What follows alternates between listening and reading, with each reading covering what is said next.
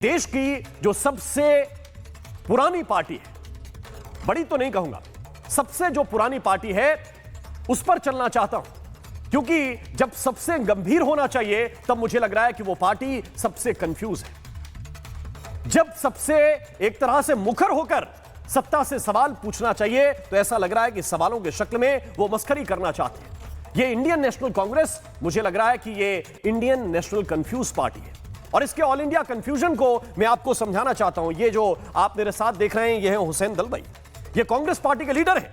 हुसैन दलवाई ये कह रहे हैं कि चूंकि मुसलमान हैं इसलिए उन लोगों को पकड़ लिया गया, उनकी जिंदगी को खराब करने की साजिश है और जानबूझकर मुसलमानों को पकड़ा है। हुसैन दलवाई ये बताने की कोशिश कर रहे हैं, एक बात ये समझ लीजिए, ये पेंट करने की कोशिश कर रहे हैं कि भाई मुसलमानों को फंसाना है इसलिए ये सारा केस कराया। इससे पहले आपको याद होगा कि कहा यह गया था कि जो चुनाव है उसको इफेक्ट करने के लिए बीजेपी ऐसा कराती रहती है। दूसरे नेता, बड़े लीडर, देश के पूर्व गृह मंत्री पी चिदंबरम, वो कह रहे हैं कि आतंकवादी एक नहीं दो तरह के होते हैं। एक आतंकी वो होते हैं जो विदेश से ट्रेन होकर आते हैं, पाकिस्तान से ट्रेन होकर आते हैं, और एक वो हैं जो घरेलू आतंकवादी हैं, यानी कि हमारे अपने लोग जो आतंकवाद में शामिल हो रहे हैं।